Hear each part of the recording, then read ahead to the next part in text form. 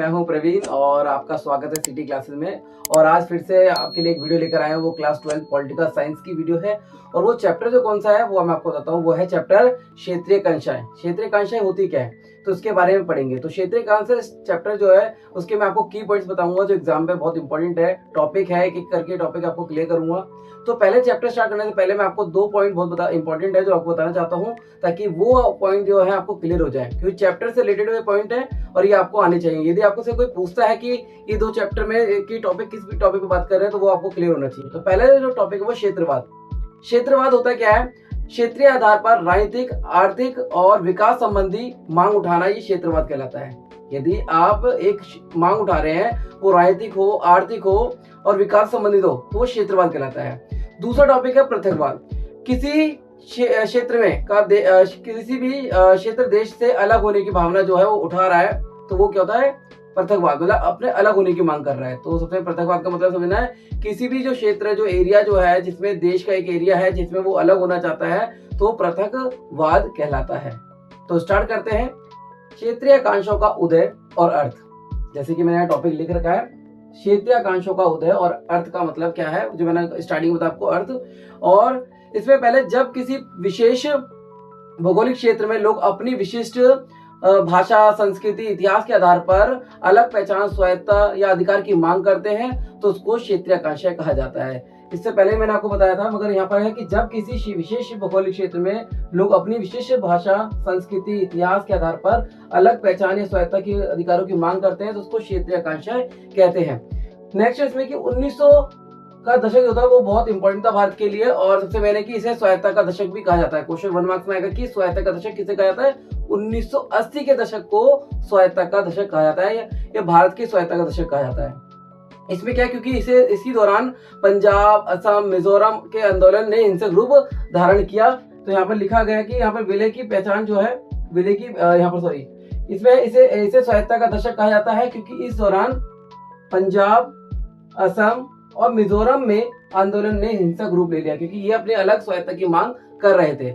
जम्मू कश्मीर विलय की कहानी सबसे मेन की जम्मू कश्मीर जो था वो एक ऐसा देश का है, राज्य का है, जिसमें एक तरीके विवाद हमेशा चलता रहा है कि भारत का एक तरीके से हिस्सा है, और इसमें पाकिस्तान की तरफ से और भारत की तरफ से अपनी अपनी भूमिका निभाई जाती है। पाकिस्तान का कहना यह कि जम्मू कश्मीर जो है वो हमारा, इस पर आधिपत्य होना चाहिए, और भारत अपना आधिपत्य साबित करता है। मगर दोनों के बीच जो विवाद है वो हमेशा से चलता आ रहा है, और हमेशा एक तरीके से इसमें दोनों में एक विवाद होते रहते हैं, और आए दिन एक लड़ाई होती रहती है। अब वो सबसे मेन के मुद्दा जो है वो आपको समझना बहुत जरूरी है, क्योंकि पेपर में इसमें से रिलेटेड क्वेश्चन आते हैं।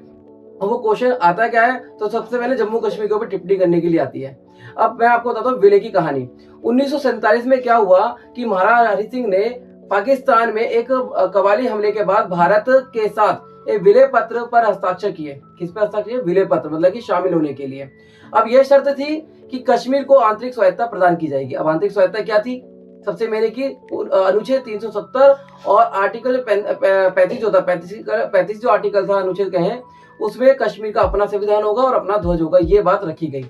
अब उसके बाद सबसे मेन था कि मैंने लिखा भी यहाँ पर 1947 में क्या हुआ, महाराजा हरि सिंह, जो ये आपको नाम याद रखना है, पाकिस्तान के कव्वाली हमले के बाद भारत के साथ विलय पत्र पर हस्ताक्षर किए, और शर्त भी रखी, और शर्त रखी थी कि ये जो अधिकार है वो आपको मिलेंगे। फिर उसके बाद आता कि राजनीतिक संकट। अब राजनीतिक संकट क्या था कि शेख अब्दुल्ला और नेशनल कॉन्फ्रेंस की भूमिका इसमें महत्वपूर्ण रही। और 1953 में क्या हुआ कि शेख अब्दुल्ला और की गिरफ्तारी के बाद 1975 में इंदिरा शेख समझौता हुआ। तो ये आपको याद रखना है टॉपिक के बारे में, और हमेशा एग्जाम में टॉपिक आता है या क्वेश्चन आता है तो आपको यही पॉइंट आपको क्लियर करना है। पंजाब संकट, और पंजाब संकट सबसे महत्वपूर्ण रहा इस चैप्टर में। और इसमें सबसे मैंने कि 1920 के दशक में अकाली दल ने क्या करा, पंजाबी जो क्षेत्र थे उनके अलग एक तरीके गठन के लिए मांग की।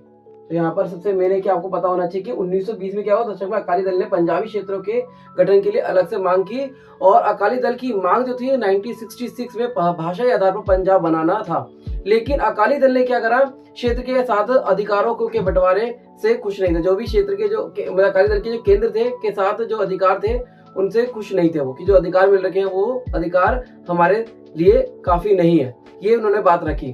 तो यहाँ पर सबसे मैंने लिख रखा है कि पंजाब संकट जो है अकाली दल की मांग 1966 में भाषाई आधार पर पंजाबी पंजाब बना लेकिन दल केंद्र के साथ अधिकारों के बंटवारे से खुश नहीं थे। मतलब पंजाब बन तो गया मगर जो अधिकार थे उससे खुश नहीं थे वो। नेक्स्ट है आनंदपुर साहिब प्रस्ताव। इसमें 1973 में इसमें पंजाब को अधिक अधिकार देने की बात रखी गई कि पंजाब को एक अलग से अधिकार मिलेंगे, और वो अलग से अधिकार के क्या मिलने चाहिए, तो इन्होंने अधिकार के देने के लिए सिख कौम को अलग पहचान की मांग की गई। मतलब सिख कौम की अलग जो है पहचान करने की मांग की गई। और कुछ चरमपंथियों ने क्या करा इसमें कि खालिस्तान की मांग की मतलब खालिस्तान की मांग जो है में बदल दिया, उसको अलग तरीके स्वायत्तता की मांग के रूप में बदल दिया। अब आते हैं दूसरा operation blue star. Operation blue star क्या था?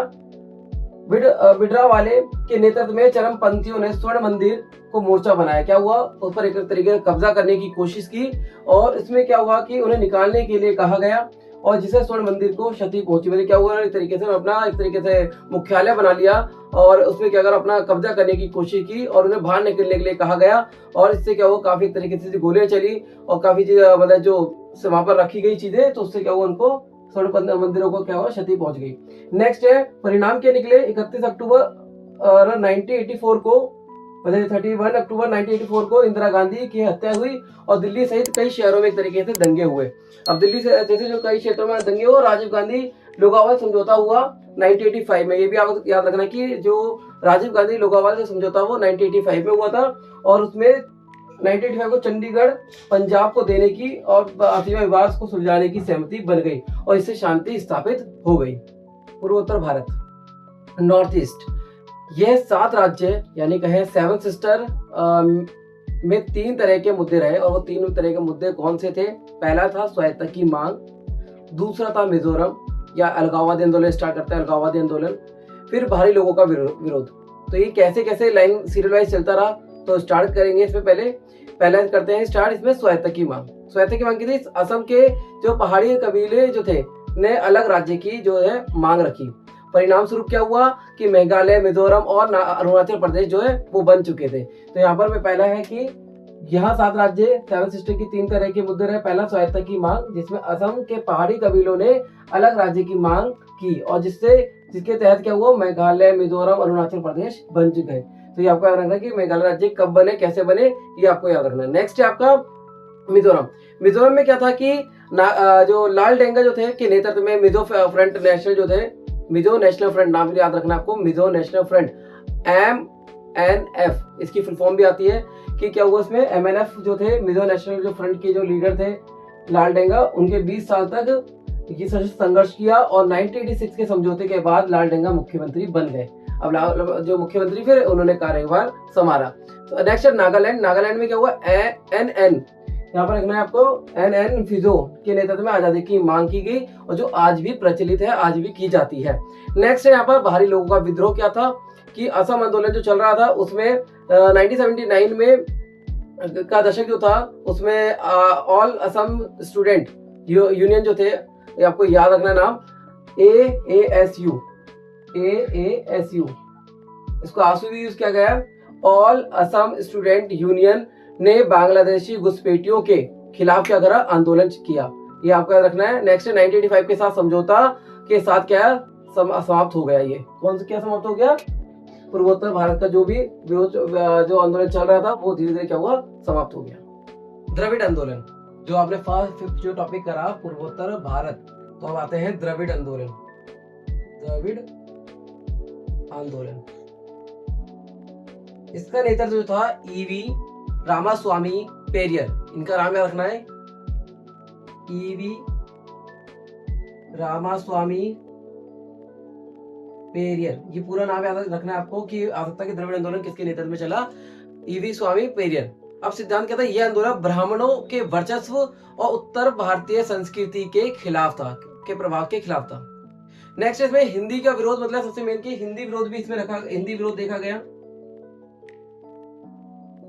हिंदी विरोध क्या देखा गया इसमें 1965 में क्या हुआ कि जब हिंदी को राजभाषा बनाने की कोशिश की हुई तो तमिलनाडु में भारी विरोध हुआ। मतलब कि हिंदी को जब एक तरीके से राजभाषा बनाने की कोशिश की गई तो तमिलनाडु में क्या हुआ, विरोध हुआ, और केंद्र को आश्वासन देना पड़ा कि अंग्रेजी का प्रयोग भी एक तरीके से जारी रहेगा। तो ये इन्होंने बात रखी। नेक्स्ट राजनीतिक प्रभाव भी पड़ा। राजनीतिक प्रभाव क्या करा, इस आंदोलन को डीएमके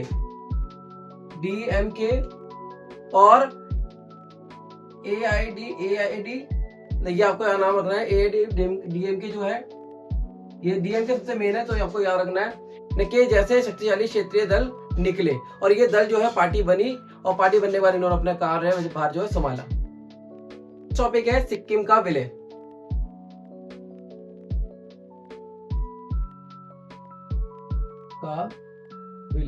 कब हुआ? 1975, याद रखना आपको। और इसका जो नेतृत्व जो था सिक्किम में चौग्याल जो वंश थे, कौन थे? चौग्याल वंश, ये आपको याद रखना है।